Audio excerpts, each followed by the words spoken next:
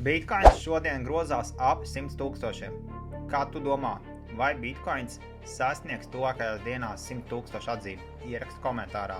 Kā jau bija gaidāms, vakardien Feds nesamazināja procentu likmi un Trumps uzreiz ar skaļiem izteikumiem to, kad Pauels esot muļķis. Un galvenie punkti no preses konferences.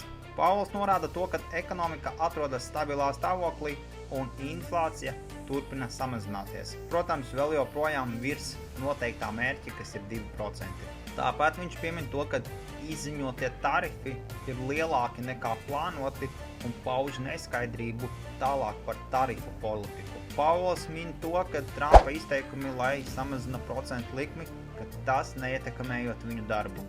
Toties gan Anglija, gan Ķīna samazina savus procentu likmes.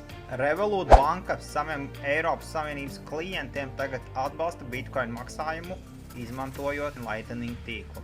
Amerikas ETF-os Bitcoinam par vakardienu lielāks inflows, kas bija 142 miljoni, Ethereumam lielāks outflows un diena ar mīnuszīmi, kas bija 21,8 miljoni. Pievienojies mums kripto numur 1 vai spiežot profilā uz linku, vai apmeklē mūsu mājaslapu www.kriptonumur1.lv.